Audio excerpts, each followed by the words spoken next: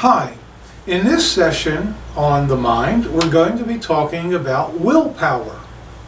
You know, what's interesting is that willpower is one of your 12 spiritual gifts. In fact, I wrote a book on your spiritual gifts and disciplines, and here's the cover of the title, and the book is free. All of my work is free, except for my supplements. That's how I support myself. That's how I support CUDA, although I am open to contributions because we are a tax-exempt spiritual educational organization. And willpower is what you use to manifest your intent. In fact, intentions was another one of those key words in the dictionary about the mind. And so the question is, how are you using your willpower? Now, on some levels, you're using it every single day unconsciously. And what I mean by that is, whenever you are triggered and a pattern of behavior goes into manifestation, goes into action, you're using your willpower to ensure that that pattern of behavior delivers the expected result, the expectation at the end of it. Because that expectation satisfies whatever the need was that triggered the pattern to go into existence or the pattern to go into action. And the patterns of behavior are destructive in the sense that they limit our growth. Now, because the patterns of behavior are tied into the ego and to validate the concepts in the subconscious mind that tell you who you think you should be, patterns are designed to validate that, even if they work against you. Now, coming to an understanding, gaining control over the ego is like putting water in a sieve. And of course, you've got to block up all the little holes that the water is going to leak out of. Well, your ego is such that it will always seek to find a hole from which to drain or, as an ego, to manifest. So this is why awareness and reading symbols is so vital, and learning to utilize your will to manifest your intent. In fact, intentions is yet even another aspect of the mind. Your patterns have intentions. They intend to validate the concept, right? Well, because all concepts flow in cycles and circles on a horizontal line, because your history is constantly repeating, what you want to do is get the cycle to go this way, because there's no stopping the cycle. Everything in the universe flows in cycles.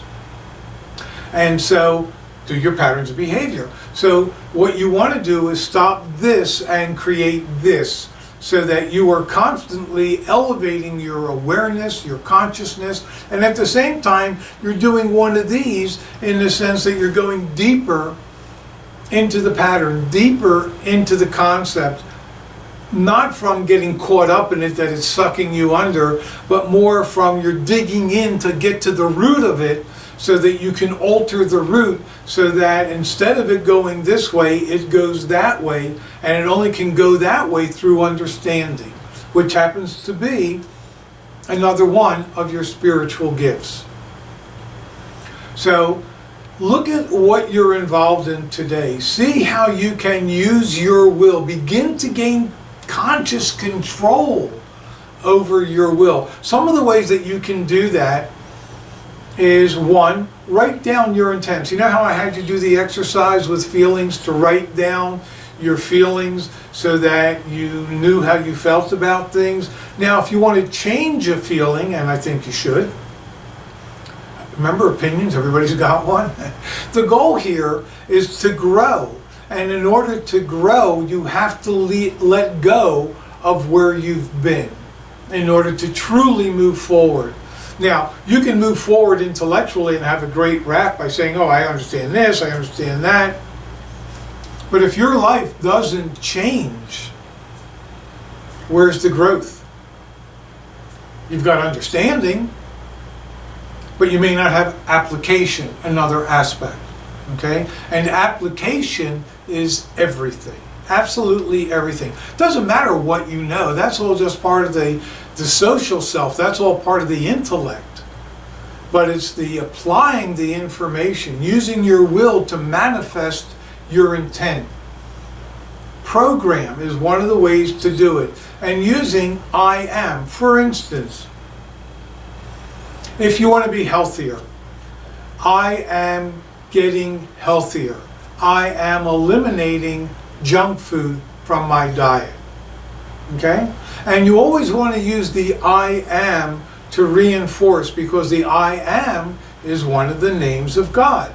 Remember when Moses went to the burning bush? Remember in the movie, Ten Commandments? I'm sure you do. That, he said to God, who should I say sent me? He said, I am that I am. Your mind is a goal-seeking device. It seeks to fulfill your expectations. It uses your willpower to do so. Get it under control. Let it work for you, not against you. Stop being habitual. Stop allowing your patterns of behavior to continually have your personal history repeat. It's bad enough that man's history is repeating, and we're heading into dark times because of it. It all begins within the self. When two or more come together, you will move mountains. Well, what are mountains? They're just symbolic of obstacles in the way. So they can be moved. You can either go over them, around them, drill through them, or dig under them. But you can always master a given situation. Remember, God would never put you in a situation that you could not master. You co-create your situations because they're opportunities to learn from them. But if you don't think, you don't apply your will, you don't read the symbols, then you have an obstacle. Learn to use your willpower to create the reality that you want.